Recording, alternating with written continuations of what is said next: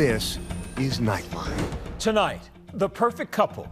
Disturbing details of the murders of the Ohio dentist and his wife, shot to death in their own home. Their smiles were infectious in the video and just throughout life. Police say by her ex-husband, who has pleaded not guilty. This was a targeted attack. What police believe the accused killer did weeks before he allegedly pulled the trigger. Plus, brow envy.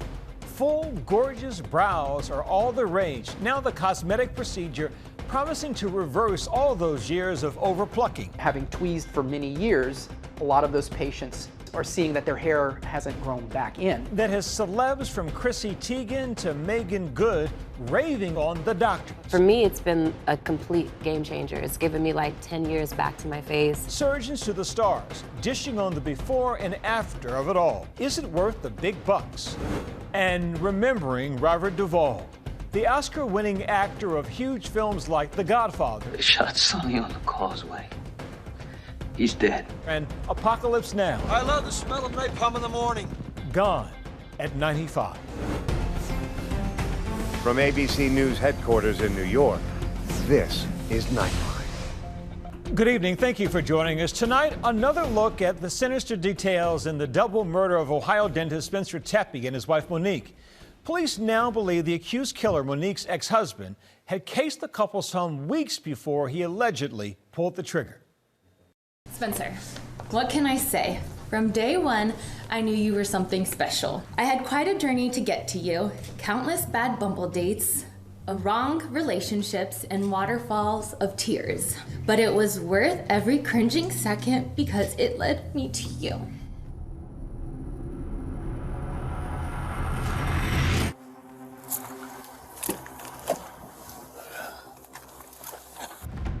Columbus Police, Tech 107. Yes, I would like to ask for a wellness check on an individual at their home. What address? It's North 4th Street. What's going on there? There's a body. Our friend wasn't answering his phone when he just came here, and he appears dead. There's blood. He's laying next to his bed, off of his bed, and there's blood. More than a month after the murders of Monique and Spencer Teppy in Columbus, Ohio, horrific details are emerging. According to the coroner's report, the couple was shot a total of 16 times. Monique Teppy shot 9 times. Her husband, Spencer, shot 7 times in the head and chest. What we've known up until now is that Monique Teppy was shot at least once in the chest, but actually she was shot multiple times in the chest and also in her head and her arms. The tragic deaths of these 2 young parents, leaving friends and family shattered. Spencer and Monique were some of the kindest and just most inviting people. They just brought everyone together. The wedding that they had at their house, that was just such a magic moment. I knew that God was guiding me to my person, and that when I met him, it would be the most magical thing ever. And boy, is that an understatement? Their smiles were infectious in the video and just throughout life. I finally found my lobster, and it honestly couldn't be a person with a more beautiful heart. I will love you forever, and I'm so lucky to be Mrs. Teppy. The lobster line comes from one of her favorite TV shows, Friends. See? He's her lobster. Spencer was her lobster, and she was his as well. They were all about bringing family and community and friends, and you didn't have to be blood to be family. The disturbing details of what happened in those early morning hours on December 30th coming to light after Monique's ex-husband, Dr. Michael McKee, a vascular surgeon, is booked in the Franklin County Jail, charged with multiple counts of aggravated murder. You can see here Michael McKee being escorted by deputies at the Franklin County Jail. He's in plain clothes, about to be booked on murder charges. He's patted down and searched, ending up in just his t-shirt and boxer shorts. Next to him is a blue bag that appears to have whatever belongings he had at the time of his arrest.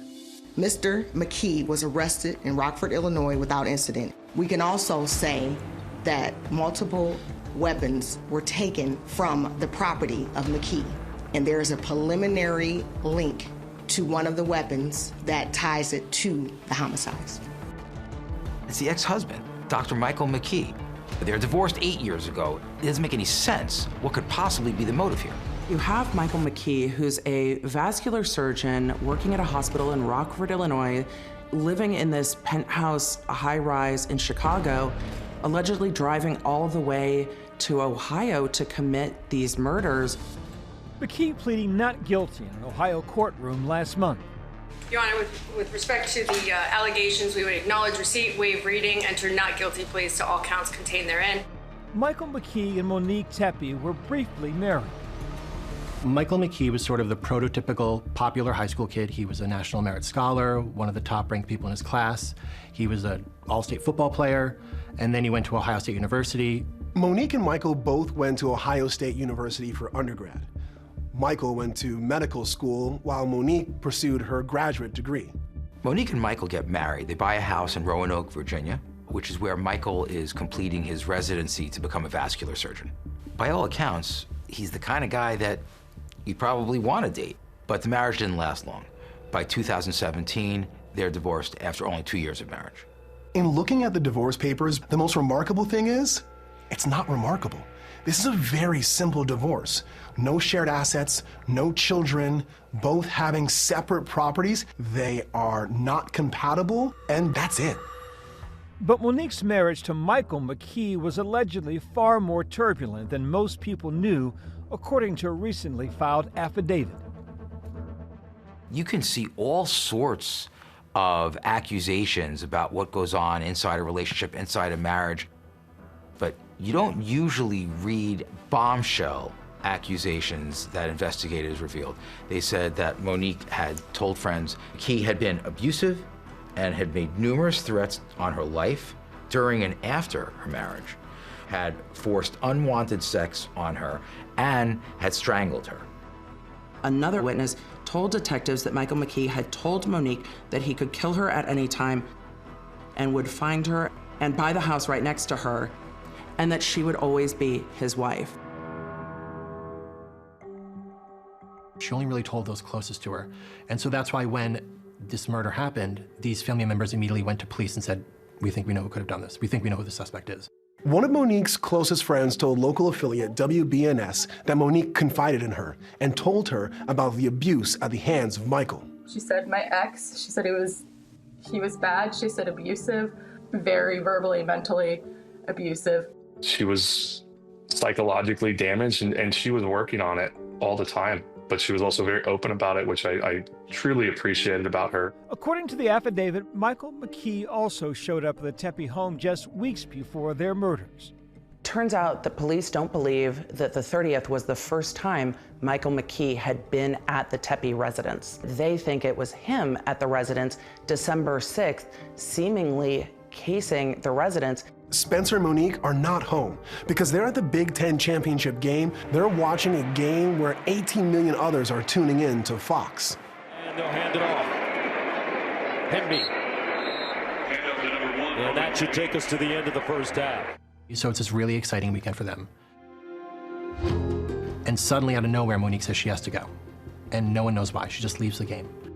Friends tell investigators that Spencer later told them that Monique had to leave because she was upset about something with her ex-husband.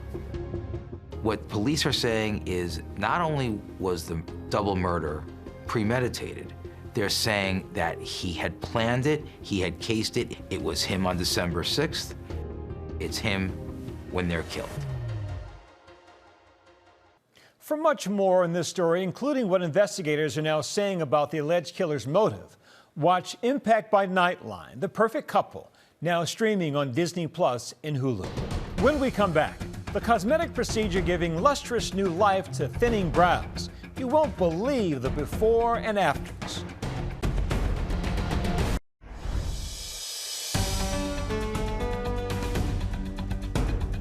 Welcome back. Eyebrow transplants, the new cosmetic surgery that's, well, raising eyebrows among the millions who pursued razor-thin lines back in the day. Surgeons to the stars and the not-so-famous now promising thick, lustrous eyebrows are only a procedure away. Here's ABC's Stephanie Ramos with another look.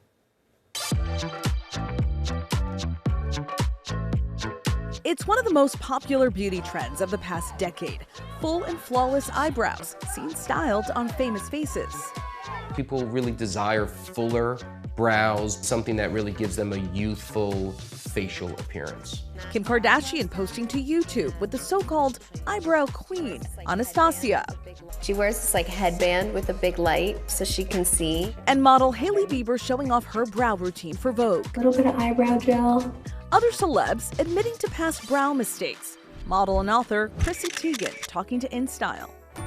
Don't take off your eyebrows, kids. You may remember the thin brow mania of the early 90s. Late makeup artist Kevin Aucoin often credited with starting the trend, as seen in the documentary Larger Than Life, the Kevin Aucoin story.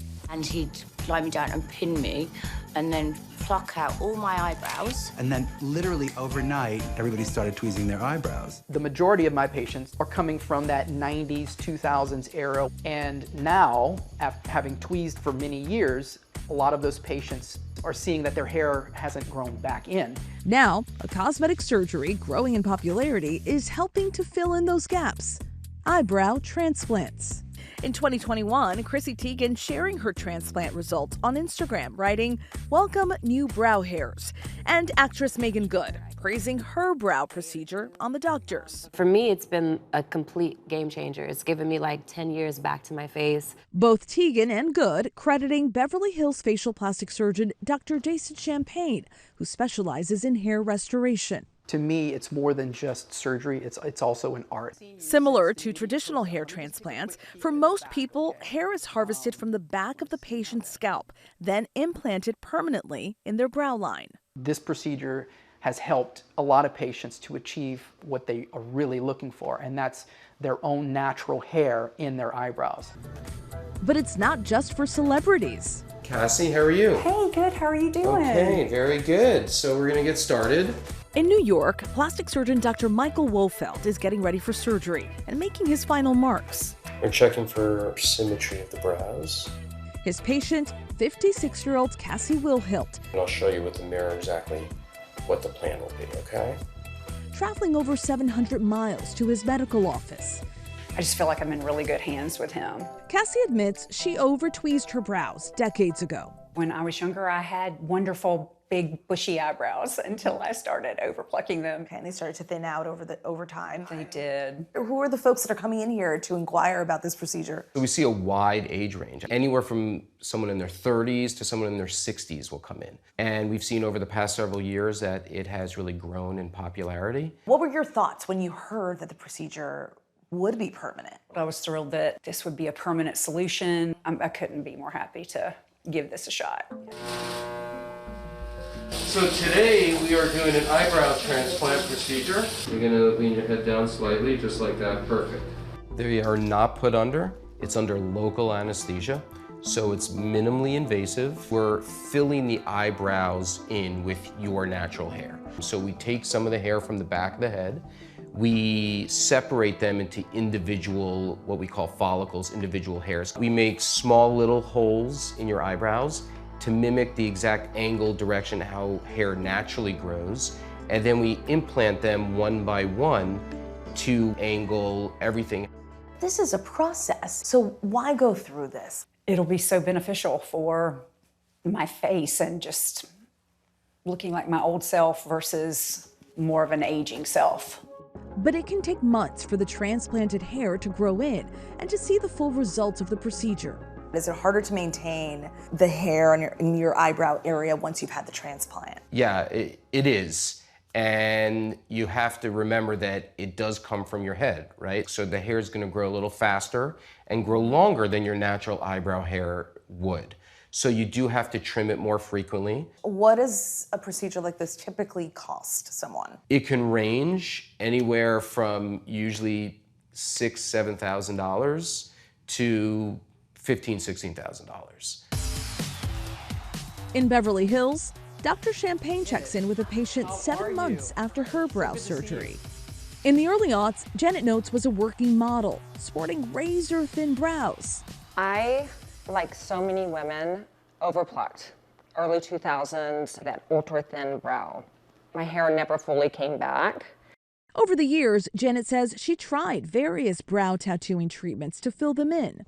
I did microblading, I did micro shadowing. It was every year, sometimes every 6 months you're going in for a touch-up. So it was a lot of upkeep.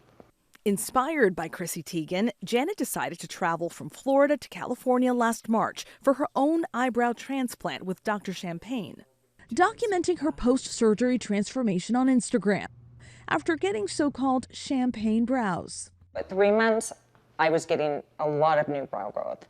5 months, I was genuinely happy with my brows. Today marks 7 months, and I'm thrilled. The recovery process was minimal, I would say. My maintenance is quite easy for me. I just add it to my skincare regimen. So a couple times a week, I'll just trim the brows a little. I love being able to take patients and individualizing that procedure for them, because not everyone's face is the same. Bone structure is different. Where their nose sits on their face. Some patients have slightly elevated eyes, some are a little straighter. All of that plays a role in how I'm designing the brows. I couldn't be happier with how they came in. As with any surgery, patients should check their doctor's medical credentials and consider any risks. I would say the main risks are, number one, minimal bleeding. That just happens from little incisions that we're creating in the skin. There might be a little bit of sensitivity from the donor area or even in the brow area. Beyond that, infection is potentially a risk. And then the incision line visibility, place incisions in places where it would be very difficult to find or tell that anything was ever done. And according to a recent study, up to 11% of hair transplant patients experienced permanent numbness. As for Cassie, her 6-hour procedure is finally finished. So, I'm going to show you. And she's getting a first look at her new brows. We transplanted a total of about 600 individual follicles, so it was a full eyebrow restoration.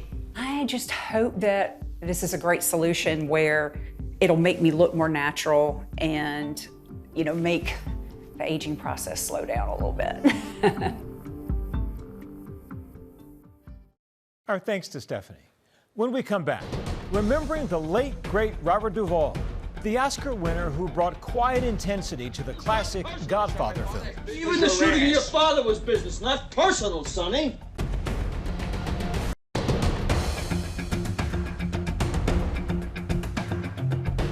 And finally tonight, actor Robert Duvall has died. Even the shooting of your father was business, not personal, Sonny. He was the voice of gravitas as Tom Hagen in The Godfather and its sequel, and delivered the most iconic line of the classic Apocalypse Now. I love the smell of napalm in the morning. But it would be his performance as an alcoholic country singer in Tender Mercies that would win him an Oscar. Duvall's wife saying he passed away peacefully at home. He was 95. A life well lived. That's Nightline for this evening. See you right back here tomorrow. Thanks for the company, America. Good night.